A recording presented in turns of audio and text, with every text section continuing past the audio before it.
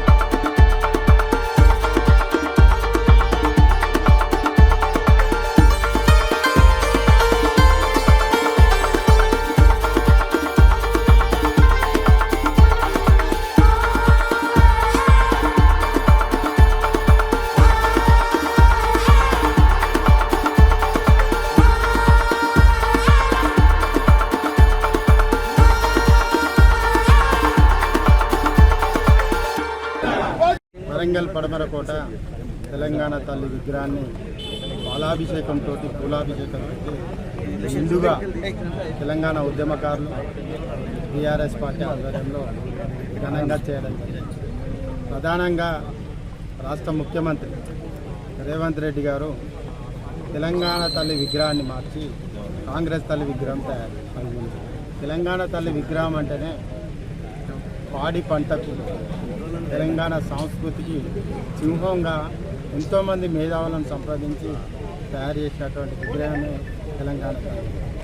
ఆనాడు తెలంగాణ తల్లి విగ్రహాన్ని ముందుకు తీసుకెళ్ళి ఎంతోమంది ఆ ఒక విగ్రహాన్ని ముందు పెట్టి మా తెలంగాణ మాకు కావాలని పోరాటం చేసిన యోధులు వేలాది కావాలి.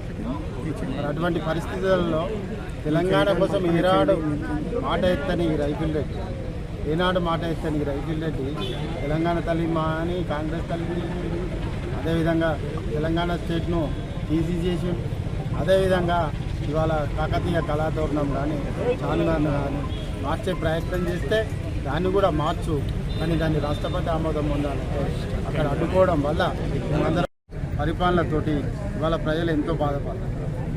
నువ్వే ఇంత దళిద్రంగా ఉన్నావంటే స్థానికంగా ఉన్నటువంటి శాసనసభ్యురాలు మంత్రి కూడా వెమ్లవాడలో అందరం కూడా గోమాతలను మొక్కి ఆశీర్వాదం తీసుకునేటువంటి ఇటువంటి పరిస్థితులలో వాటిని కోతకు లెటర్ ఇచ్చినామంటే మీ పరిపాలనా విధానం, మీ ఆలోచన, మీ నాయకునిది అట్లే ఉన్నది, మీది అట్లే ఉన్నది. కాబట్టి ఈరోజు మేము ఒకటే చెప్తున్నాం, మిమ్మల్ని ఇంటికి సాగనంపడం అన్నది తెలంగాణ ప్రజలందరూ కూడా ఫిక్స్ అయింది.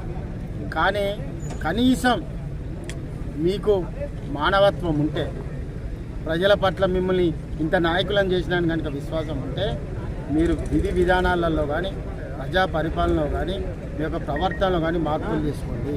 అదేవిధంగా మీ 6 గ్యారెంటీలు కానీ మీ 420 హామీలు కానీ నెరవేర్చండి.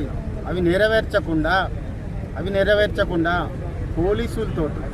పోలీసులతోటి బలవంతపు పరిపాలన కొనసాగిస్తామంటే ప్రజల తిరుగుబాటు అతి త్వరలో ఉంటుంది. ఖచ్చితంగా మీరు ఈరోజు చూస్తున్నారు, ముఖ్యమంత్రి ఆఫీస్కే రైతులు పోతున్నారు, ఆశా వర్కర్లు పోతున్నారు, ఆర్ఎంపీలు పోతున్నారు, ఇంకా వేలాదిగా తరలి వెళ్తారు. అప్పుడు మీ పరిస్థితి దారుణంగా ఉంటుంది. 4 ఏళ్ళు కాదు, మీకు 4 నెలలనే ఇంటికి పంపే పరిస్థితి ఉంటుందని కూడా ఖచ్చితంగా చెప్పడం.